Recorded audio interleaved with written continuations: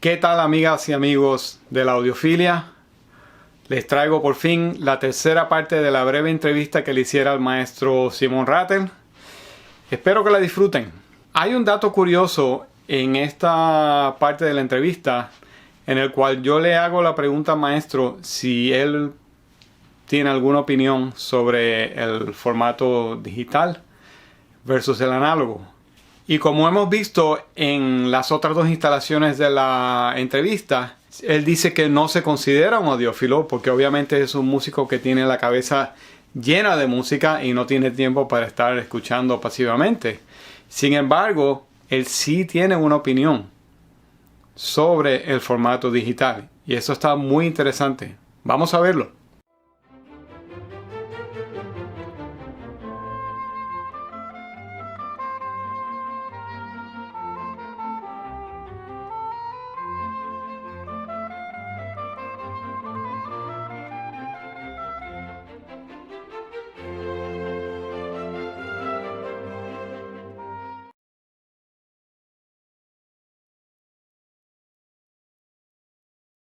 I go back far enough to remember when we made recordings and we were editing it in a little suite in a studio, and people were cutting the tape with a razor blade.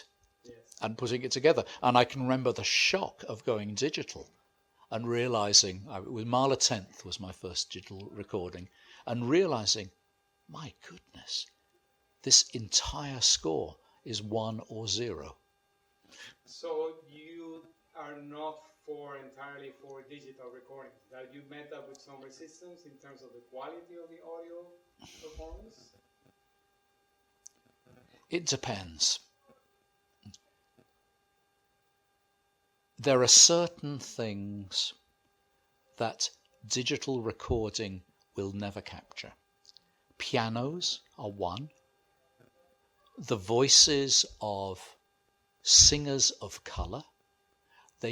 Nobody ever recorded Jesse Norman or Willard White where it actually sounded like them. Nobody ever recorded, as far as I can see, any pianist, certainly not digitally, where it sounds actually like a piano. Other things work better. It was very interesting.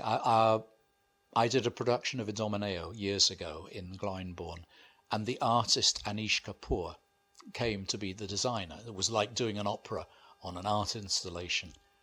And all the photographers came along with their digital cameras, and they couldn't film it. They couldn't take photographs because it showed nothing.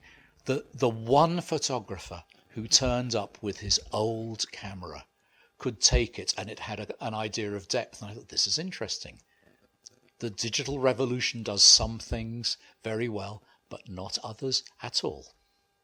So it's safe to say that you're not really considering yourself an audiophile. No, my ex-wife kept all my 33 records and my equipment.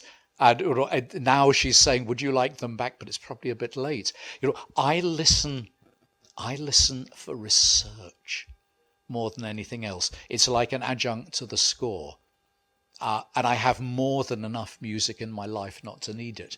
If I'd gone into a proper profession, not music, I think I would have been an audiophile without doubt, because I would have loved I would have loved the control of having it all round me.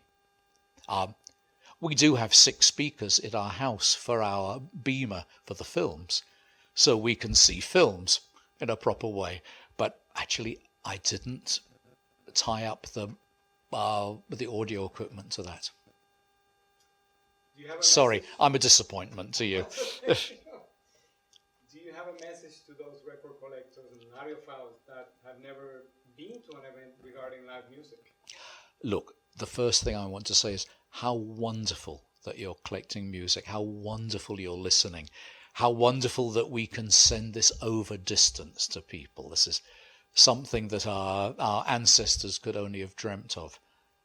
But come and hear the real thing occasionally, warts and all.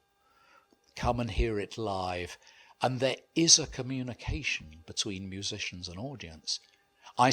You must have had the same experience when maybe you thought, well, maybe this concert won't be wonderful, but the audience has been so positive that you felt, my goodness, this is going to be a great concert. It's like having a support behind you. We play to people and we go and we feel the response. So what you're saying is that the audience is not a passive audience. They are part of the event. Oh, completely. And they can make a huge difference to what you do. And if you feel that. And it's one of the joys. I mean, with the London Symphony Orchestra and I just made their first ever tour to South America. And I have to say, there are some of the greatest audiences in the world.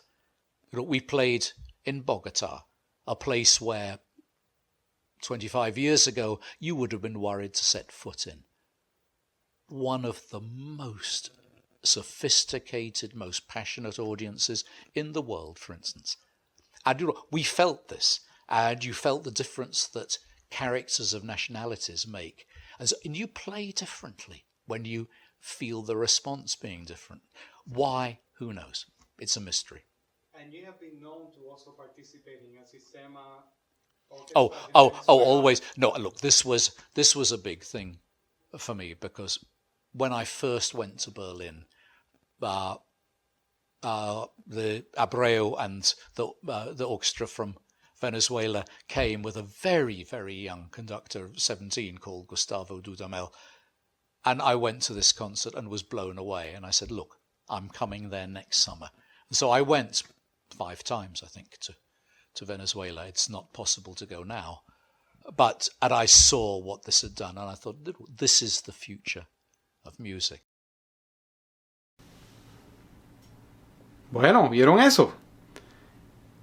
Él dice, la revolución digital hace unas cosas muy bien, pero hay otras que no las puede hacer para nada.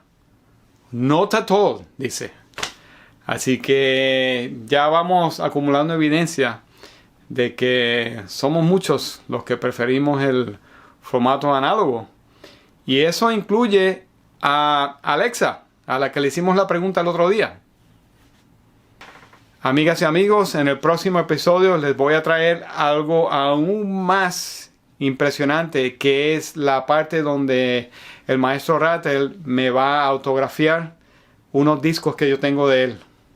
Y esa sí les prometo va a estar súper divertida.